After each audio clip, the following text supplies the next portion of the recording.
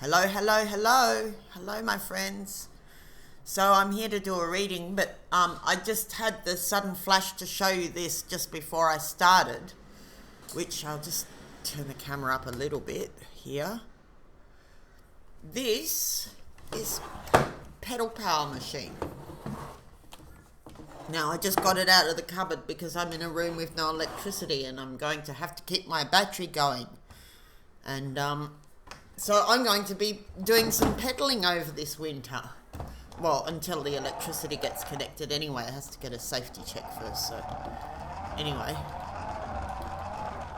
that's how we make electricity. Now, of course, you can't manufacture cars or run a big factory off this little pedal power, but you could charge your phone in an emergency, or your laptop, or well, what I do is I use it to keep the battery charged, the big battery, like a solar battery, when there's no sun or wind. So you just have you just connect the what's it called? It's like a cigarette lighter kind of thing, and you put it in there. And you get the alligator clips like this, and you put one end on the black on the negative and the red on the positive. Where can you see the alligator clips? Where are they? Oh, here we go. So, and then you charge up the battery. But I'm sure, like, if we could convince more manufacturers to make this sort of thing and make them more readily available, we could get the fittings so that you could go straight from here, instead of having alligator clips, like you could go into your phone or something. Like I've got the radio. I showed you my radio before that runs on gyro power, just before we get this reading started. I am here to do a reading, but I'll just show you this first. Because, you know, it's going to be shortages of fuel, and there's going to be people who are living in places where either electricity is a bit expensive or not available for some reason. So you can also do things like, see, this is a radio that goes on gyro power, and you can charge it up this way. Oh, it's got a light in it too. Charge it up by doing that, turning the handle, or you can charge it up by the sun with the solar panel. But, you know, all these technologies are available. That's how I survived off grid. So, on a domestic level, not everything has to be a freak out. Like, I lived off grid for 10 years. And the first year I didn't have any electricity at all. That was pretty hard. You don't want to live like that. But you can survive on just 12 volts if you need to. You can survive off one battery. I mean, you wouldn't really want to be surviving off one battery, but you can. You know, if push comes to shove. Now, I'm not recommending that. What I am recommending, though, is to get manufacturers, you know, people like big corporations like Audi or Super Cheap Auto or something like that, Bunnings, like you could name quite a few. I don't know what your local hardware place is, but they should be working out some kind of a contract with people like this. Like this one is from Survival Supplies Australia, but I'm sure the technology is not that difficult to make this sort of thing much more available. So at least on a domestic level, we don't have to freak out every 5 minutes, you know, like over electricity. You could put this on a, what are they called? Exercise bike. If you had this on an exercise bike, somebody could do their exercise and be charging up their battery, that they can charge their laptop or their phone, or I don't know, a little cooler or something like that, just for, you know, when things are not going well. Like if there's power, because I imagine that, you know, in situations of conflict, either you've got nothing or you've got something, or you've got patchy supplies. Like intermittent supplies and patchiness is what I expect more or less all round, you know, whether it be supply chains, fuel, whatever.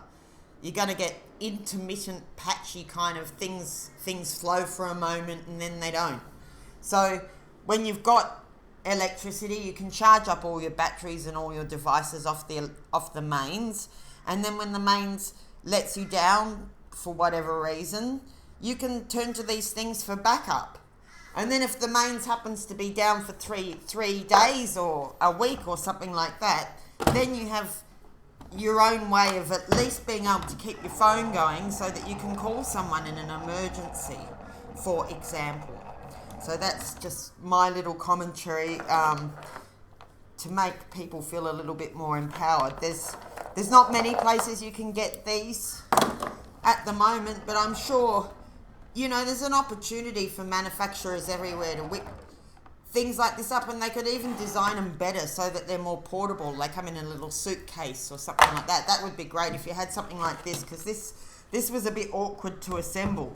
So if you had something like this that came in a suitcase, like I've got a gas cooker that comes in it, like a butane gas cooker, and it comes in a little plastic suitcase.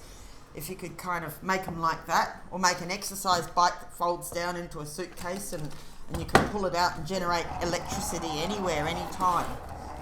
At least enough to be able to make a phone call and run some lights. Like if you've got a phone and some lights and a radio or a communication method, you're pretty much right. You don't actually need that much. Like, you'd be surprised how little you actually need to get by. You really need a pen and paper, a good book, and maybe a spiritual book, and some medical supplies, some food, some shelter. You don't actually need a lot to get by if you're comfortable and able to be reposed inside yourself. I mean, it's different if you've got a massive family to feed, of course. But if you're a small unit of 1 or 2 or 3, you can get by fairly simply if you need to. So try not to freak out too much. Sometimes if food is expensive, it just means you eat more porridge, and porridge is really good for you. It's really good for your nervous system. It's got like B vitamins or something in it, I think. Complex carbohydrates. Anyway, that's the longest intro you'll ever get. I think it's worth noting, when everyone's freaking out about oil and fuel and gas and electricity, that they have long, put Tesla to one side and all these hidden technologies, occulted technologies that are supposedly out there. Just the stuff that is legally available to be manufactured. There's plenty of solutions for the small time stuff. I'm not suggesting that this fixes industry, but if everyone in a household way can take a load off a bit, then there'll be some energy left for these other things. And it's better for pollution and stuff too. So that's my little, I guess it's like a suggestion for the CEOs and the SEOs, the SEO and the marketing people and all that, like people who are looking to make investments. Like, why can't I just walk down to my local supermarket and buy a gyro electricity generator of one of 3 different sizes? I mean, you could, if you really wanted to. I mean, this is a bit ridiculous, but not. It is, and it is, like, I'm saying this half as a joke, but half serious. You could have a Fred Flintstone type car where the whole family gets in and pedals together and makes enough electricity to keep the house running for a week, or to run a washing machine or something like that. Oh, that's another thing that uses a lot of electricity, is washing machines. Like in the bush, that's how we knew you had enough electricity, was you're able not just to run a TV, but you're able to run a TV and a washing machine at the same time. You're like rich in electricity. Like, all you people who live in the city, you just take electricity for granted. I never take electricity for granted. I think it's magic stuff.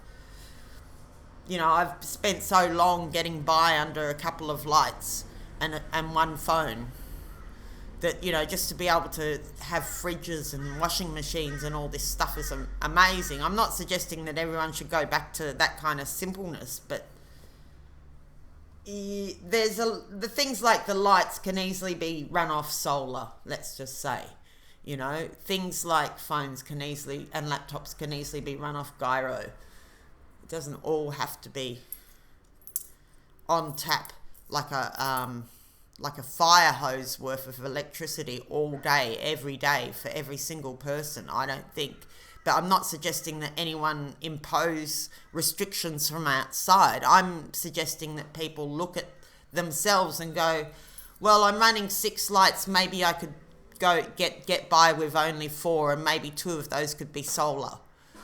Just kind of like that, not like having it imposed from without, but just looking within for what solutions are available around where you can diversify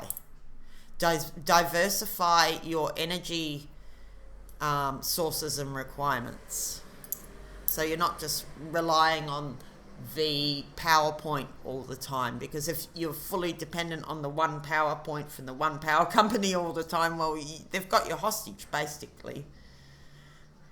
But if you can, maybe the electricity bill's getting a bit high, you can turn off the mains power and run off solar for a couple of days just to keep your prices down, and then turn it back on when you need it. See, you have flexibility then.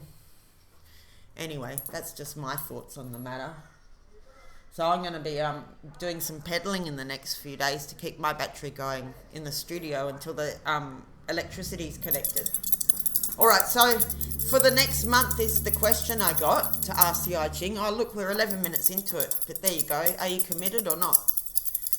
Maybe I'll figure out how to put timestamps there, or somebody can show it for me. Okay, so the next month is what I've been allowed to read for you about. I actually did 2 other readings for you, but they had technical difficulties. So here we are. The next month is the question, and I've got lots of cards and stuff. So I thought I'd get quite into it. It could be a long one. So the next month, what do you have to say about the next month for the highest good of the person who clicked on this video, and the highest good of all, so that we can have the most harmonious possible outcome here? Dear Sage, the Most High God, the all in all, the everything in everything that is good, wholesome and true, please give us some clues. Some good clues. Okay, we've got 3, 6, 8, so that's a broken line.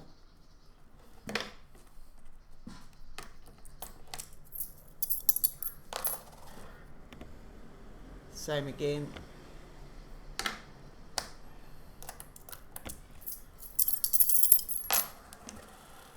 Same again.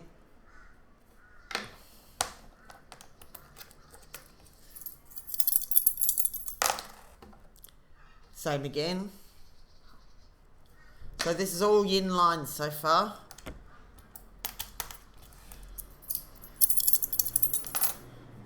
Okay, now we've got 3 heads, which is 3, 6, 9, which is a moving yang line. So it'll change to its opposite. Okay. And now we've got 2 tails and a head. So that's 2, 4, 7, which is a yang line. Okay, so we've got hexagram 20, and it changes to hexagram 23 when the moving line changes. I'll just show you. I've got to draw it up for you though. 23. Alright. That's a bit of a watch out, the roof is about to fall in. I'll explain how I got to that.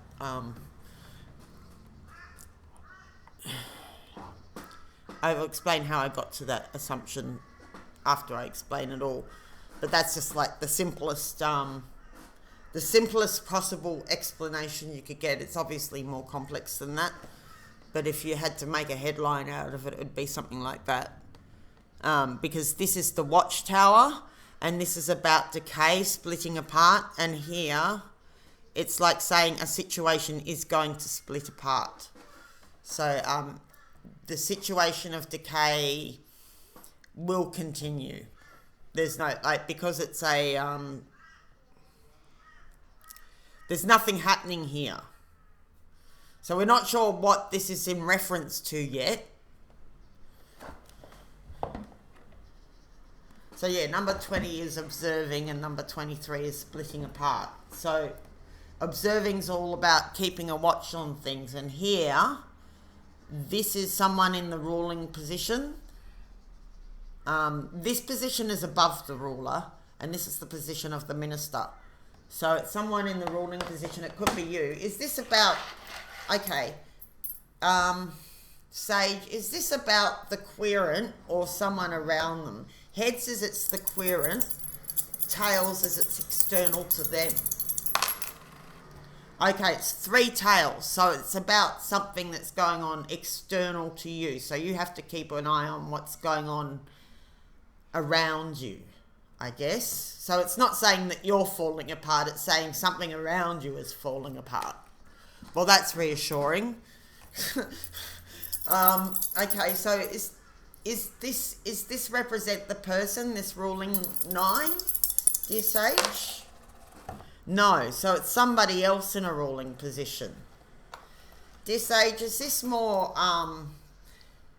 okay, we'll make it heads is close to home and tails is, oh, we've got 3 levels because we've got personal and then more like local and then we've got international.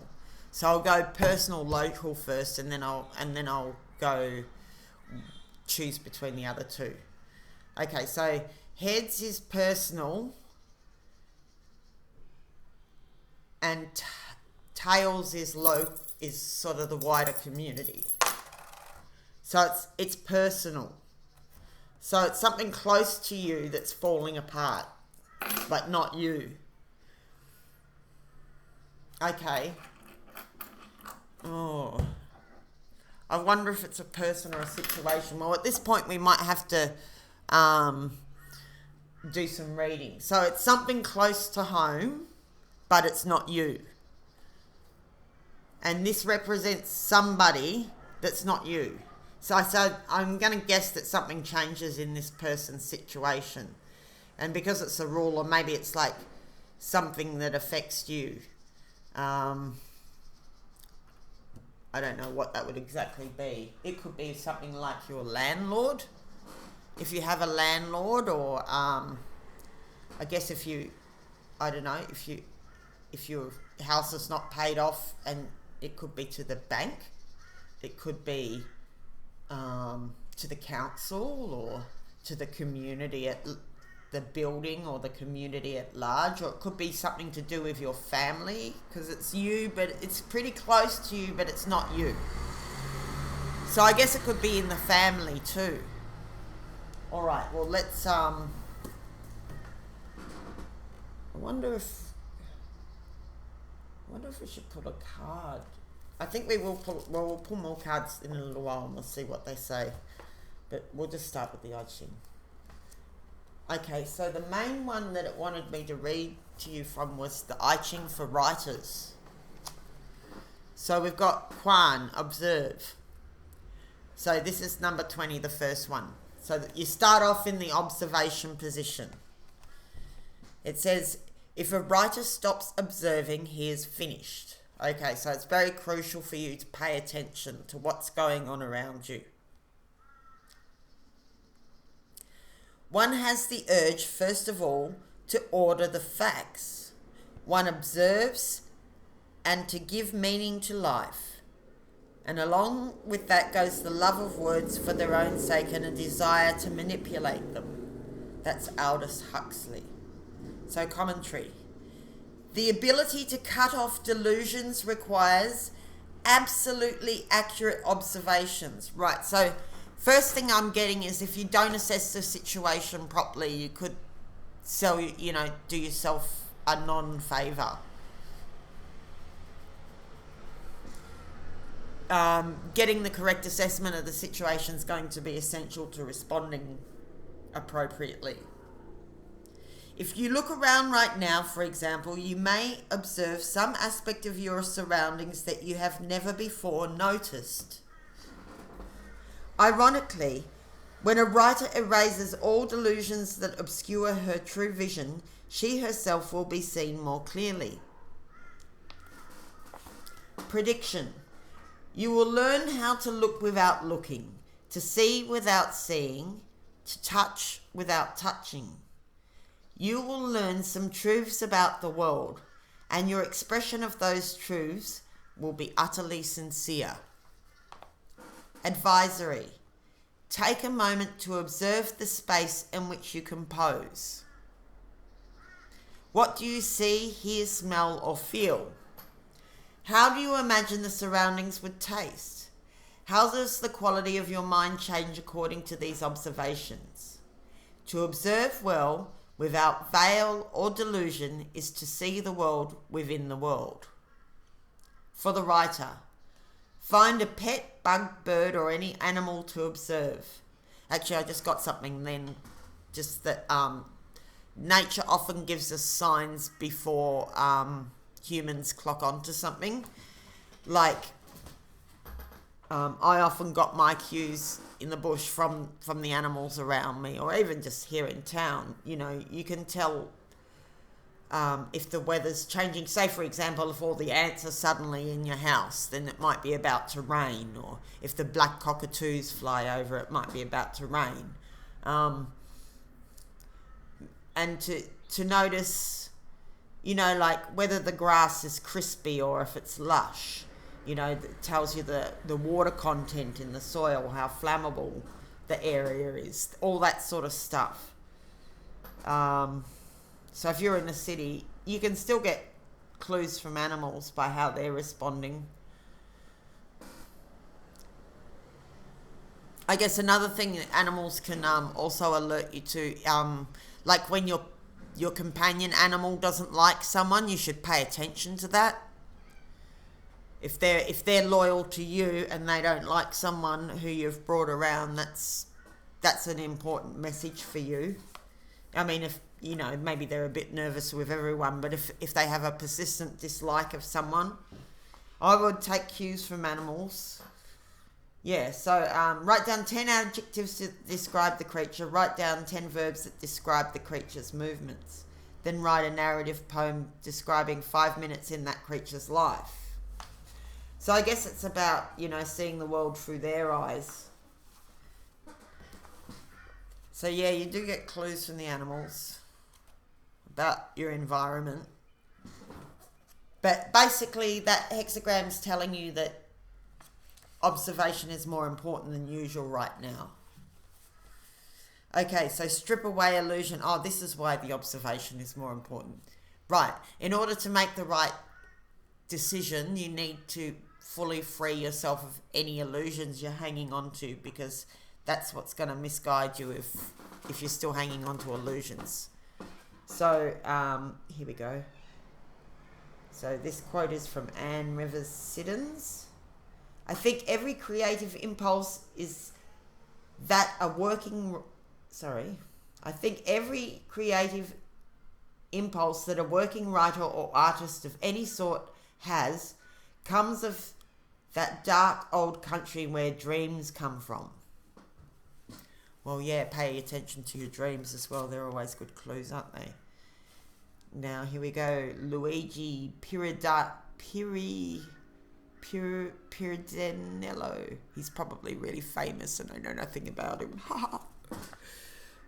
Shows you how little I know. Anyway, in fact, every creation, every vision of life, every revelation of the spirit necessarily carries within itself problems, questions, logical contradictions. And this simply because mystery is congenital to the spirit. Wow, that's a funny use of words. Mystery is congenital to the spirit, and to look with new eyes, to express frankly, to reorganize life is to project life once more in mystery. Commentary. While it is true that all genuine writing springs from the heart, arises from that welter that is dream and sigh combined. It is important to look at your writing in the cold light of day. It is not to your benefit to start any new project until you have undertaken such examination. Separate your vision and your illusions, and your writing will radiate its new purity. I'm thinking that seeing as I've been given this particular interpretation to use, that there must be a few creatives who have tuned into this reading, or something you're about to create is important. Like maybe you're about to start a new creation or project, and that's why it's saying, first strip away the illusions. Okay. Prediction. Unless you separate illusion from truth, both in your writing and in your life, you will suffer. Advisory. Stop writing for a little while and consider how you are fooling yourself. What is the real intent of your writing? Who is really benefiting from your supposed charitable relationships? Examine your own motives and desires with cold-hearted realism. What you find may surprise you. For the writer, write about some secret that you are keeping from yourself and everyone else. Last word. Pay special attention from this day forward to the ways in which you fool yourself and build insincerity into your writing. Be true and honest in everything you say. Split illusion from truth and you will enter a new world. Wow. I didn't actually read the moving line. I better find that out, what that was from the previous hexagram. Because that's the hinge point. The thing that actually happens that causes observation to change from some kind of to stripping away. Oh, so something you may see may cause you to need to strip something away potentially. Or you may see where something is rotten that you hadn't noticed. 9 in the 5th place means that you know how to contemplate your own life. Okay, so you know how to contemplate your own life. Well, that's good. You have a good perspective and inner vision. Write a page or two in prose or poetry in which you reflect on the meaning of your life. Okay, so there's nothing wrong with your perception so long as you remain committed to keeping illusions stripped away.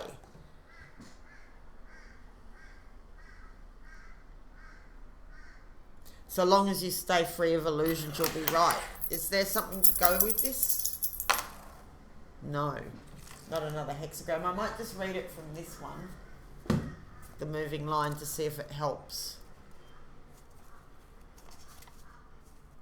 So I think it's just saying to be very clear-eyed about your situation. Because if you're not, that's going to lead you into danger. But so long as you are clear-eyed about your situation, you should be right. Oh, here we go. This is good.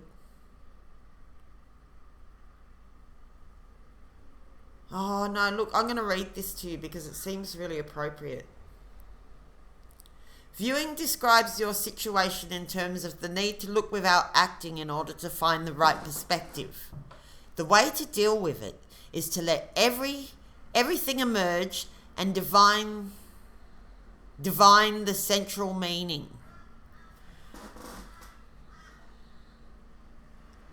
Particularly look at what you don't usually want to see or think about. Right, okay, so it's specifically look at the stuff you don't want to look at. Think about the stuff you don't want to think about. Okay, so that's the bit where you have to strip away illusions. Maybe there's a knot there that if you can undo the knot, you can free yourself in some way. Where are we up to? This figure describes a particular moment in a religious ceremony when the purification has been made and the libation is about to be poured out. Have confidence. Examining things will bring you the insight you need. I love this book. This is such a beautiful book. When you have made the preparations, the Spirit will arrive and carry you through. It tells you exactly how to do it. I love it. That's this book. Stephen Karcher. View, contemplate, look at from a distance or from a height. Examine, judge, conjecture about. So it seems to be that you kind of need to draw out this observation process. To me, I'm getting that it's like a check yourself before you wreck yourself kind of the thing, but there's no wrecking yourself implied here.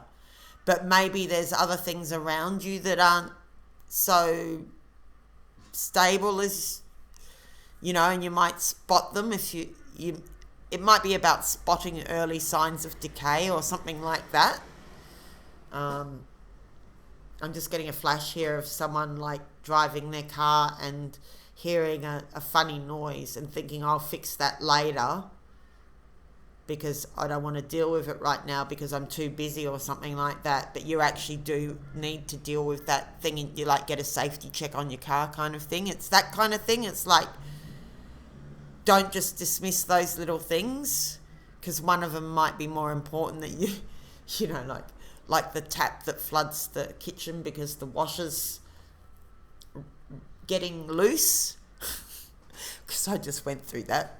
Like, you need to pay attention, like that drip that keeps dripping. That means the washer's gonna like lose it. So you need to change the washer sooner rather than later. So I think it's pointing to stuff like that. It's like, you'll be right, but you're going to need to keep an eye on things because there's lots of things that are falling apart around you. You need to keep an eye on them. And conjecture about.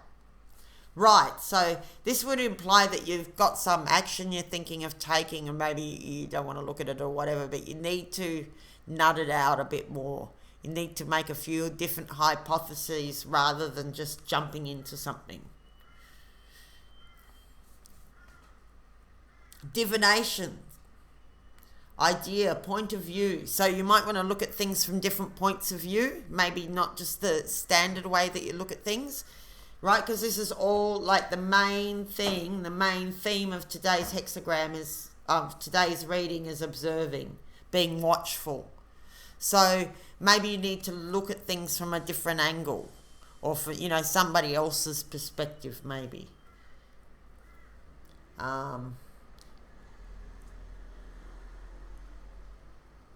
Look at stuff you don't want to normally look at. So where are we up to? Conjecture about, divination, idea, point of view. Instruct, inform, point out, make known. Also, a Taoist monastery, an observatory, a tower. Oh yes, well, towers are very useful when there's a lot going on. The ideogram portrays a bird and the sign for to see. It suggests a bird's eye view and watching bird signs. Oh, that's what I was saying before, keeping an eye on the birds. You do get clues off the birds, like if they all start flying in one direction or if they're suddenly startled or something like that. The hexagram figure shows images appearing on the inner field. The wind moves above the earth. Strip away your old ideas. Okay, that's why it's saying strip away. I was a bit nervous that it might be, like something more serious, but it's actually saying for you to do the stripping. So this could be, a good time for renovating or getting rid of excess baggage, lightening the load or something, whether it be mentally, physically, cleaning, organising, that sort of thing. I'd say being organised is probably a very good idea, because that sort of goes in line with observation. Because like if you're looking at paperwork or something, you usually need to reorganise it when you start looking at it, once you start noticing things. So I'm just going to say that reorganising is kind of implied in all of that, because you're stripping away stuff. So once you've stripped away something, then things are not the same, so you've got to put them back in the new order.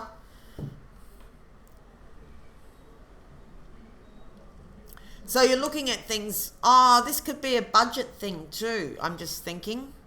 Because it's saying, you're having a good look at things and seeing what you can strip away. So maybe, you can look at your budget potentially and go, well, you know, what are my priorities? Are they old expenses carrying that are inappropriate to this time, maybe? All right, so, or just reorganizing the budget. It might just be allocating things differently because of new conditions. You know, you can't wait for the old world to come back because it's gone. That's pretty apparent at whichever level you want to look at it at. The old world is gone. Yesterday's gone. And so you need to strip away any illusions that you have from yesterday and look at things in the cold light of the today in this changed world and see what's no longer necessary for you to carry so that you can operate in a clean fashion.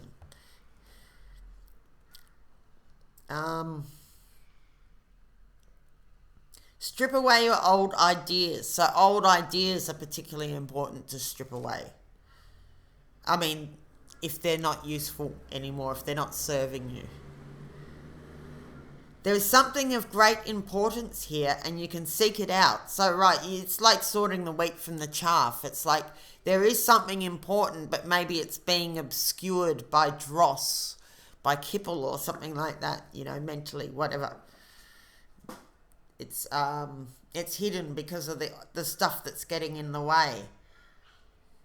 I'm sort of getting that sort of decluttering kind of vibe.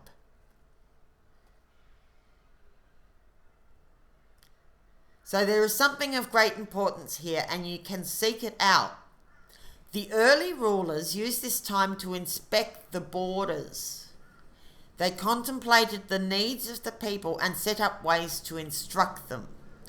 Take a high view of the matter at hand. Yield to things and give them space on the inner ground. Stay correctly centered and you can let the whole world come into view.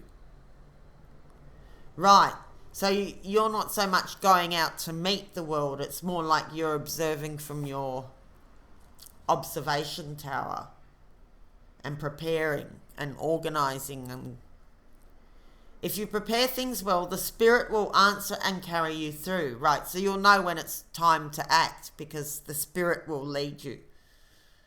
So it's like organizing and getting ready for something. The things you are trying to influence will change spontaneously, right? So you don't need to try and exert your influence. You stay centered and what you are supposed to influence will come to you or come into your mind, or the right idea should come to you. It's like being in an open, receptive, observant space rather than an active space. It's like, I guess, watch and play and watch yourself and watch what's going on around you. Be watchful. And then be ready to be led by spirit spontaneously when the time is ripe. And we're not sure what we're led to yet, but by viewing things the way that heaven moves through the spirits, you can see the proper times for things. When the sages used the way of the spirits to establish, teach, the whole human world would listen. So you get 9 at the 5th, which says, view your life and what you give birth to. Set your question in this context and see where it comes from. So I guess it's saying look at the fruits, look at your fruits. The fruits of your labour, your efforts, your ideas, your behaviours, your energy, your frequency. What are the fruits of the field that you're creating around you? And, you know, is it the way you want it, or do you need to strip some things away? And what's solid and good in it? And, you know, that needs to be cared for and enhanced, I guess. So where were we up to? View your life and what you give birth to. Set your question in this context and see where it comes from. Use the oracle to help you. Then decide whether or not to act. This is not a mistake. Strip away old ideas and be open to new ones. Don't take the lead. Provide what is needed. So it sounds to me like you're being a bit of a rock in a way. Like people are coming and going to you where, this could be in a virtual space if you've got a channel or something like that. It wouldn't necessarily be in your home. It could be in your business or on your channel or whatever you're doing. It sounds like, or even in romance, it could be, it's like or friendship, it's like you're staying solid and maintaining a clear, observant, calm space that's clean. And that naturally attracts the people who will be spontaneously influenced by you, that you don't have to try or force any influence on them because they're just coming to you. It's not even necessarily a conscious thing, although there is some teaching implied. So maybe some of you have a lot to share. You have valuable knowledge to share somehow, and that you need to be able to facilitate that in some way. Yeah, I'm getting that. That feels right. That feels good when I say that. I feel that some of you are guides for others. You're going to be like an anchor of some sort. You're going to be the observer in the situation, and because you're clean and clear in your observations, people will be able to come to you for your perspective.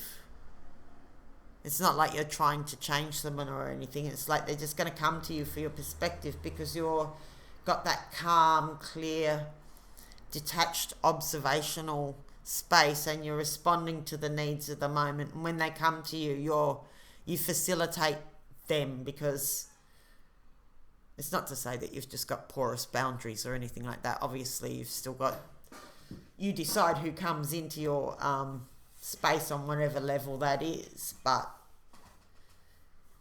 it sounds more that you're staying still, and what you need and who needs you comes to you, rather than you're manically trying to go out there and grab something or get something or seek something out. It's more like be still and let it all come to you. But you're going to have to watch out, because something is finished. Let's just put it that way. It may not be obvious now. It's like a house that's full of termites can still be standing while it's full of termites. But, one day you put your foot through the floorboard, or,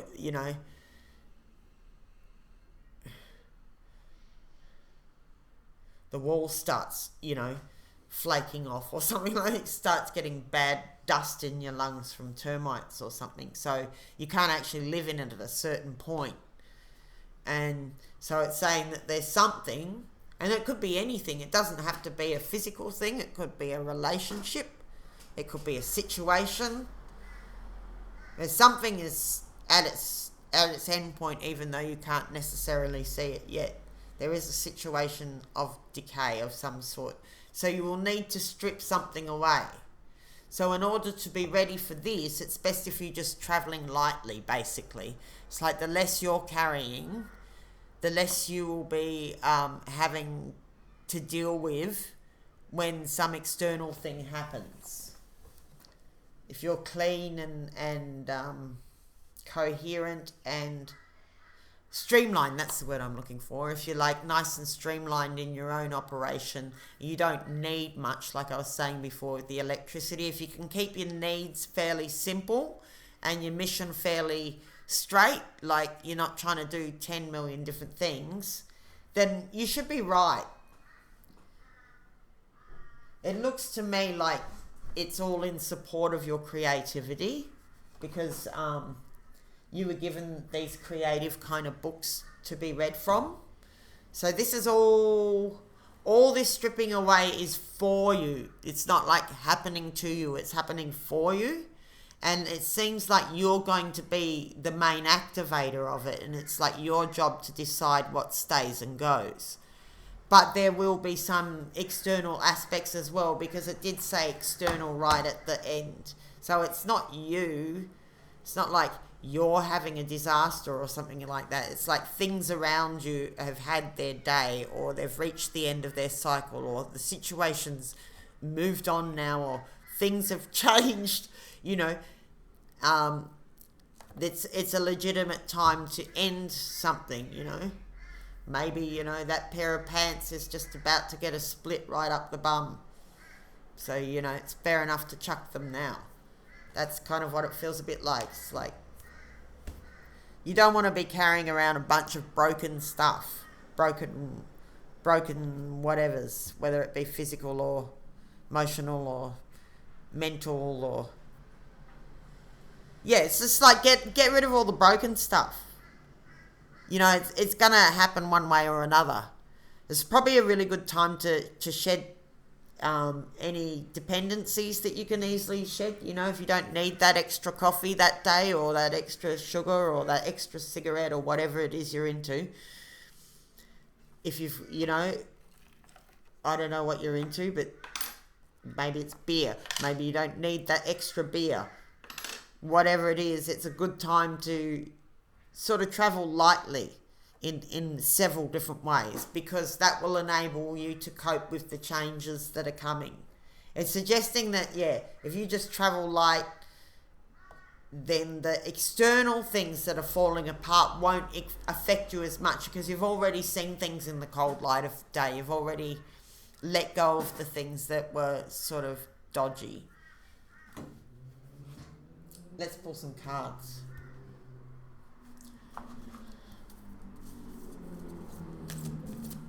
Okay, these are emotional cards. Let's do some flavors.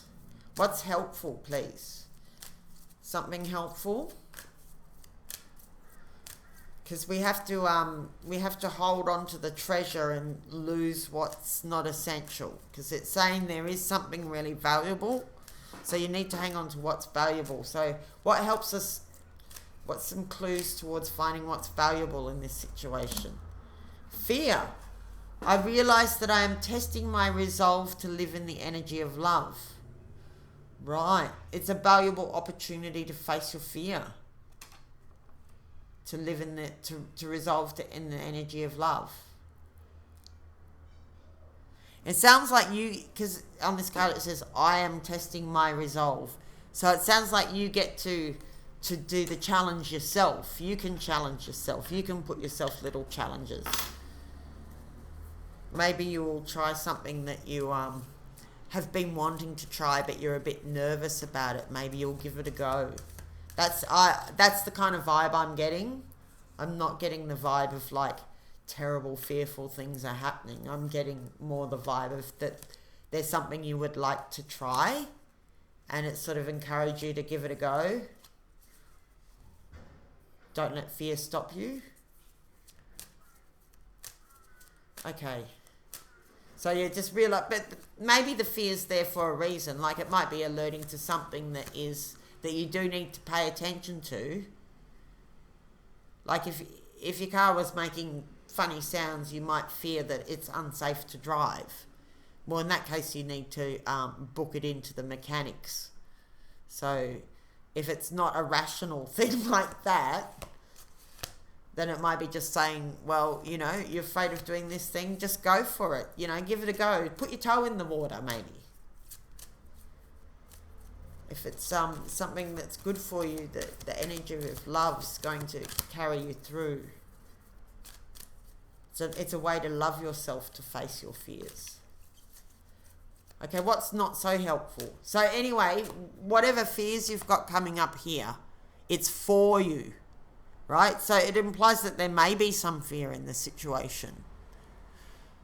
But it's not more than you can deal with, because it's on the helpful side. You see what I mean? Like if it was on the unhelpful side, it would be like, whoa. But it's on the helpful side. So it's like it's only as much as you can deal. You're equal to the task or the challenge of whatever it is that this thing is that you might be afraid to try. Okay, so don't let fear hold you back in this particular situation. The fear is a test. not to say ignore reasonable concerns, but usually there is a way to deal with reasonable concerns, and if there's not a way to deal with it, then maybe you're just afraid. It's on the helpful side. So fear is, so you can actually thank it when it comes up, because it's giving you an opportunity of some sort. You're going to overcome this fear, whatever it is. This is what I just heard. You're going to overcome this fear. You're going to overcome a fear that's held you back. Thank you. You're going to be overcoming a fear that's held you back for a while. That's just what I got very strongly. Thank you. Well, that's good. Okay, what's not so helpful? Doubt. Fear and doubt, they go together. Isn't that great? I love that. So it's like you're doubting yourself more than you need to. You are going to overcome a fear that you've had for a while. Have no doubt about this.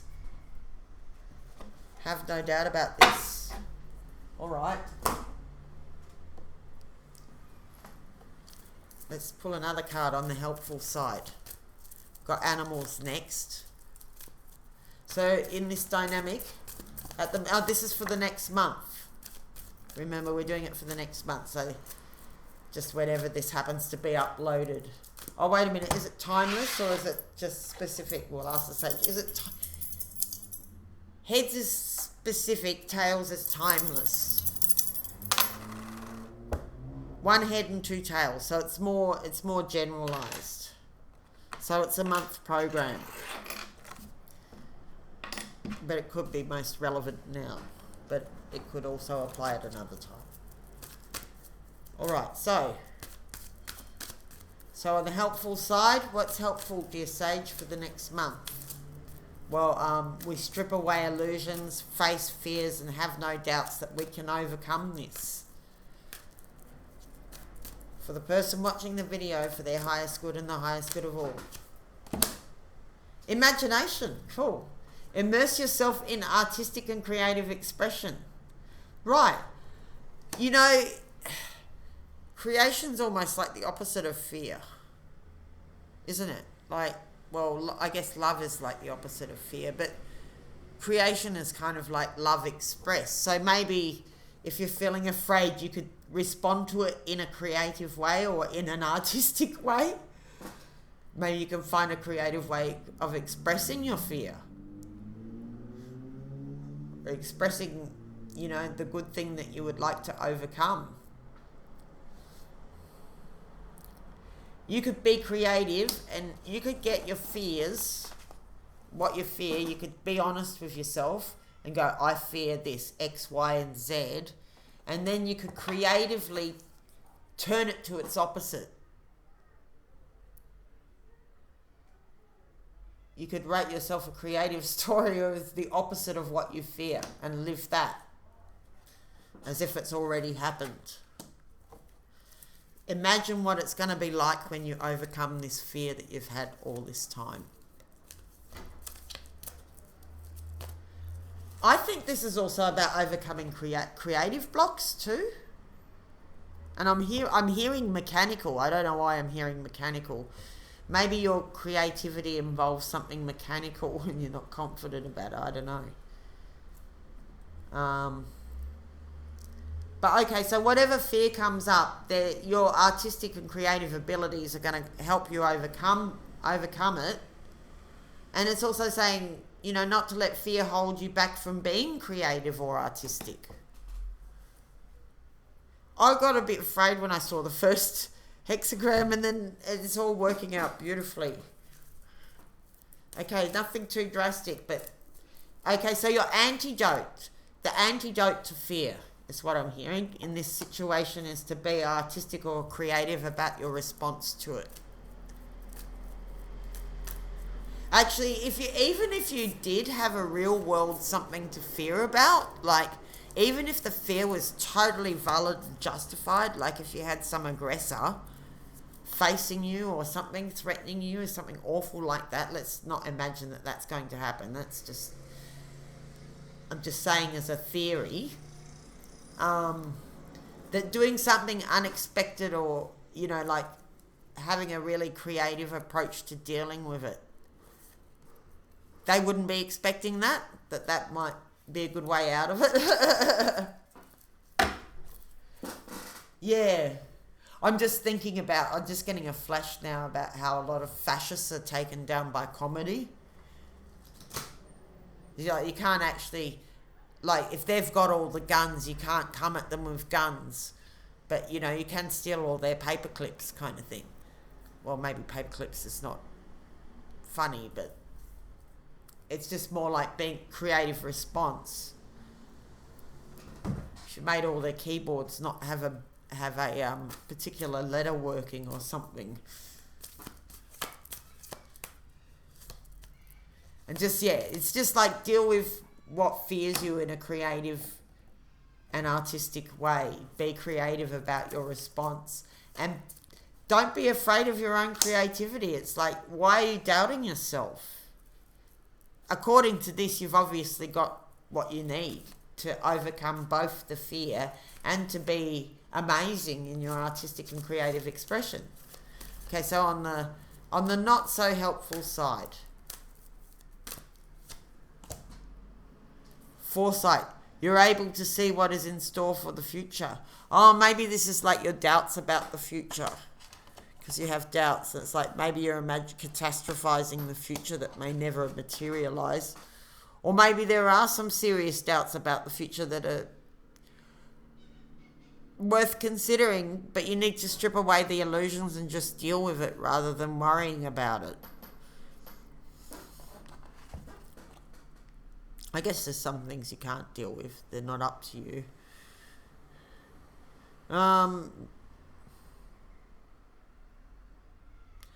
Okay, I'm hearing in my head, not put all this doubt into your future.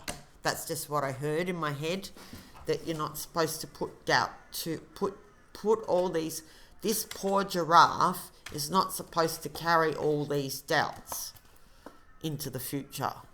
Like, and I'm hearing your doubts in your own ability to handle the situation, because what you're going to do is that whatever does come up, you're going to be very creative in your solutions, and you will be overcoming lifelong fears. You're going to find out that you're actually more capable and braver than you thought.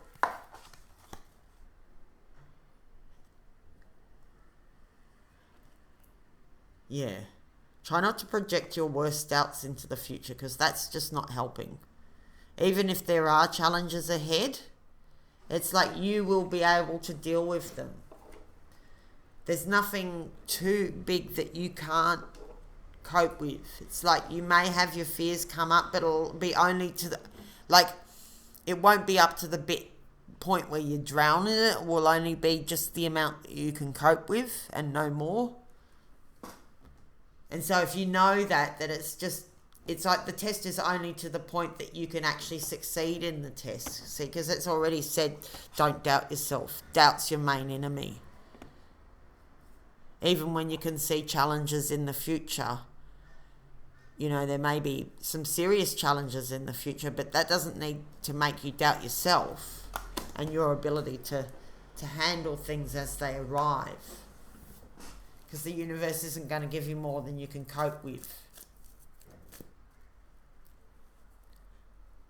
And I'm just hearing too, in terms of creative stuff, like just to make the work, and don't worry about the outcome or how it's going to be received or whatever. Just get it used to just putting the material out. Like if you're a painter, just paint. If you make pottery, just make your pots. Don't worry about making one pot and showing everyone and seeing if it wins the pottery contest or whatever. Just keep making pots, and that's how you're going to overcome your fears. Like, maybe if you've got to perform on stage, for instance, rather than doubting yourself and that, you could just do more rehearsal time or something. You know, don't let doubts get in your way. If you have a doubt, then see what the doubt's about and see how you can deal with it. Okay, to, you know, adapt. All right, so what else we got? Let's go crystals.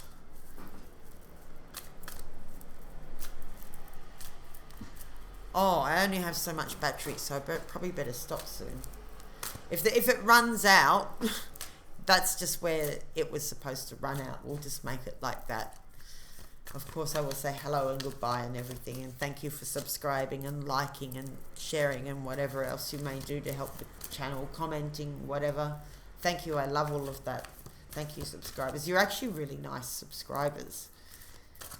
I'm really liking my subscribers, actually. So on the helpful side, please. Tiger's eye. Okay, that's about staying grounded and possibly having to look after people who are not as strong as you, or possibly even not in great health, and looking after your own health. See, it's all brown. It's all about practicality and earthliness. So it's like stay practical even while you're being creative. It's like a combination of creativity and practicality. Tiger's eye's got a lot to do with looking after a situation or a person or a thing or whatever. It's like a nourishing kind of, it's almost like a Taurian kind of energy, that nourishing earthliness. So, well, okay, maybe that's part of that, how you overcome whatever it is that's fearing you or whatever. With this nourishing earthliness, creative, nourishing earthliness.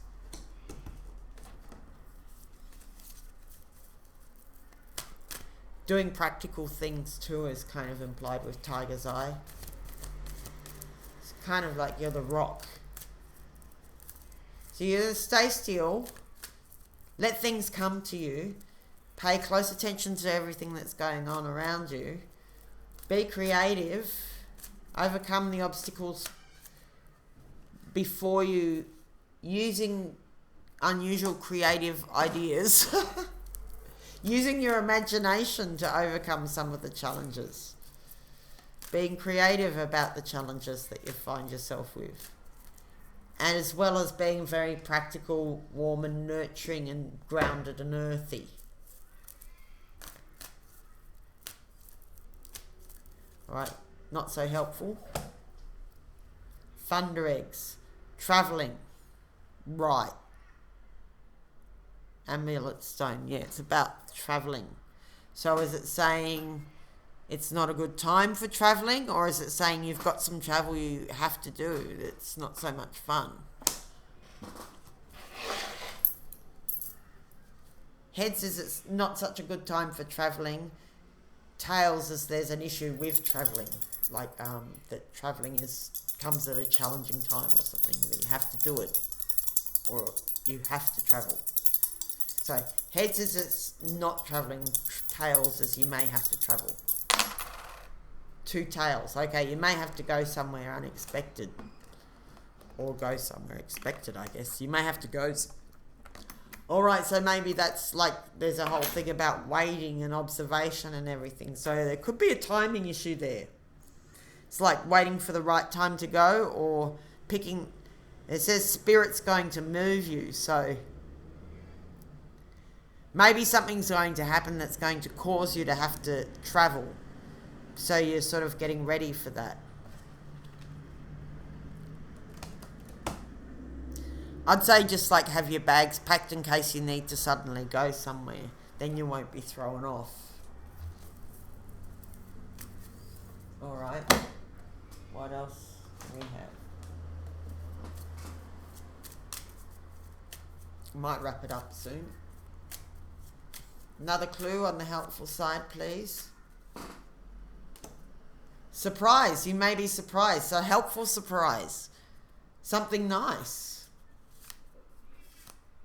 A helpful surprise. Well, we like helpful surprises. Okay. So, well, even if something surprising happens, it could be to your benefit. Because it doesn't necessarily mean a helpful surprise. That's my first guess. My second guess is that if something surprising happens that doesn't initially seem helpful, it's still there to help you. So either way, I guess it means the surprise is helpful. Whatever the surprise is, it's helpful to you. A helpful surprise. Well, that's good. Okay, on the not so helpful side, upside down tree.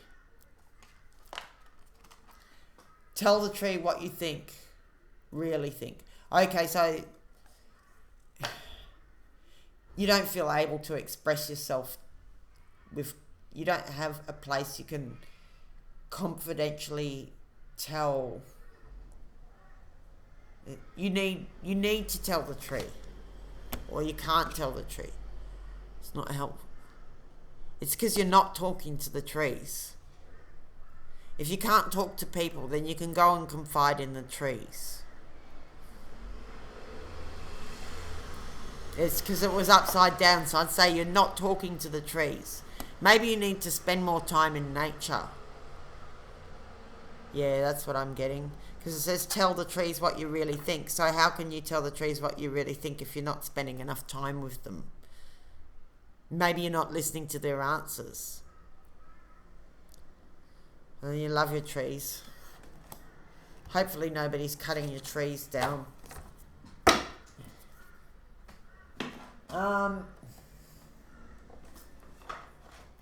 Right, what else we got?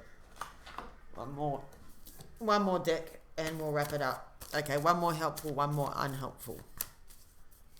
So this is for the next month. Helpful surprises. You're going to overcome a fear. You're going to be the energy of groundedness, nourishing, earthy energy is going to help you. You may have to take care of somebody or something. That energy is going to help you anyway. That caring, grounded kind of practical energy, as well as being creative, is going to help you. All right. One more on the helpful side, please. Jumping cards, too many. On the helpful side, please, Sage. Curiosity. Start a project related to something you're curious about. Right. So, maybe just getting involved in your creativity and everything is actually going to insulate you from the problems of the world. Or you may be able to have a creative response to the problems of the world. But there's a lot of encouragement to be creative here. Maybe you'll have a surprising response to one of your projects. But, okay, so if you've got a creative project you want to do, it's definitely saying go for it. Don't doubt yourself. And don't worry about the future with it. Just go for it. Just make your pots, sing your songs, plant your garden, whatever it is, just go for it. If it's creative and artistic, and particularly if it's a response to some kind of a challenge that you have, if it's a creative response to a challenge, that's encouraging you to go that direction. All right. On the not so helpful side, thankful. Think about the people and things you feel grateful for. Right. So maybe a bit more gratitude is needed. When you feel like things are not going well, just concentrate on gratitude. Maybe go and talk to the trees about it. Maybe there's some things you're not so thankful for. In any which case, it's still good to be thankful for the things that you are thankful for, because that expands upon that. So if you focus in on the things that you are grateful for and are happy with, that takes up less of your time and your mental energy and attention with the things you're not grateful for. So you can just sow into what makes you happy. And if you can't confide in anyone, go and tell the trees your secrets. Because apparently here, according to this first hexagram, there's something you're not talking to yourself about, that you need to be honest with yourself about. There's something you don't want to look at within your situation or within yourself that you're avoiding. So if you can face that, things are going to, your illusions are going to be cleared and things will be cleaner and easier for you. But maybe it's hard to talk to someone else about it. So maybe you can go and talk to the trees about it. Maybe the time in nature is just going to give you that clarity. Maybe even turn off social media and just go and talk to the trees about that thing, whatever it may be. Because trees have been here a while. They know some things. They've seen us humans, they've seen us animals do things for a long time. They've got perspective. All right, I'm going to go now. You have a lovely day. I hope there was something in there for you that was helpful. All the best to you all. Wondrous and wonderful things may flow to you. Be well.